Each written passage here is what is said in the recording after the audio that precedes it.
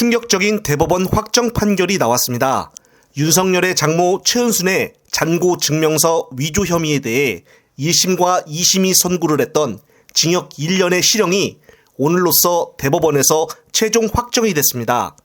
대법원 3부는 최은순이가 지난 2013년에 성남시 도촌동 땅을 사들이면서 4차례에 걸쳐 349억 원이 저축은행에 예치돼 있는 것처럼 잔고 증명서를 위조한 혐의로 재판을 받았었습니다. 따라서 당시 징역 1년을 선고한 원심을 오늘로써 결국 확정한 것인데요. 이에 앞서 1심과 2심 모두 재판부는 최 씨에게 징역 1년을 선고를 했고 결국 최 씨는 지난 7월 법정 구속이 됐습니다. 특히 최 씨 본인이 관여했다는 여러 증거가 존재함에도 불구하고 항소심에서까지 혐의를 끝까지 부인했고 책임을 동업자에게 넘기는 등 반성을 하지 않았다고 강하게 질타를 했습니다.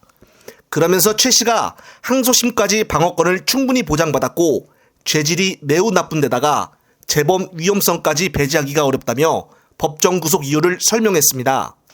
최은순 씨 구속 당시 민주당은 해명과 사과를 요구를 했었는데 당시 침묵을 했던 대통령실이 오늘 나온 대법원 확정 판결에 대해 어떤 입장을 밝힐지 주목이 됩니다.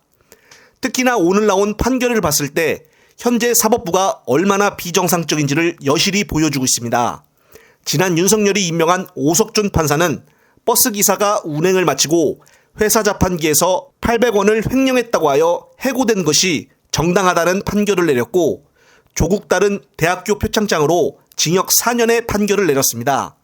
하지만 이런 것과는 달리 오늘 판결은 너무나 대놓고 봐주기 판결을 했다고 볼 수밖에 없습니다. 더욱더 충격적인 것은 이번 사건에 대해서 검찰은 잔고증명서 위조만 기소를 하고 이 위조된 잔고증명서로 사기를 친 죄는 기소조차 하지 않았다는 것입니다. 일반인으로서는 이게 상상을 할 수 있는 일일까요?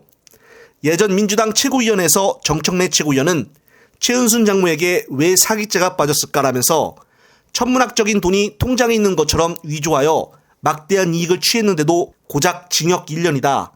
검찰은 최은수 씨 사기죄에 대해서 철저하게 수사하고 기소했어야 하지 않냐라고 질타를 했습니다. 앞서 추미애 전 법무부 장관도 자신의 페이스북에 사실상 소송사기에 해당되는 범죄로 50억가량 차익을 누린 중대범죄치고 징역 1년은 깃털처럼 가볍다라고 비판을 했습니다. 특히나 윤석열은 대통령 후보 시절 당시 내 장모는 단돈 10원도 남에게 피해를 준 적이 없다고 말하기까지 했었습니다. 오늘 나온 최종 판결로 보게 된다면 당시 말했던 발언은 허위 사실이었던 것이었습니다. 역시나 윤석열이 그토록 외쳤던 공정과 상식은 자신들 측근들은 제외한 것이었습니다. 오늘 판결에 대해서 국민들은 정말 많은 분노를 할 것입니다. 끝으로 여기에 관련된 송영길 전 대표의 관련된 영상 보시면서 이번 영상 마무리하겠습니다. 지금 윤석열 대통령은 공소시효가 지금 중단돼 있거든요. 선거법도 3월 9일 날 대통령 선거를 하고 나서 5월 9일 날 취임을 했기 때문에 이 선거법 위반 공소시효 6개월이잖아요. 그래서 나머지 지금 4개월이 남아 있습니다. 그래서 이 4개월 이 윤석열 대통령이 대통령직에서 내려오자마자 4개월 이내에 이 윤석열의 허위사실 유포에 대한 공소를 제기할 수가 있습니다.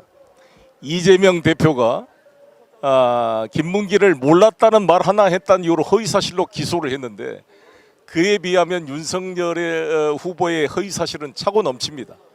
반드시 기소될 수 있도록 특히 최은순 장모에 대한 것과 김건희 여사에 대한 그런 허위사실에 대해서 제가 세세하게 적시를 해놨습니다. 이 국민적인 이 검찰 범죄 카르텔 세력에 대한 선전포고에 함께 나서서 국민적 항쟁을 같이 했으면 좋겠다는 생각이 듭니다.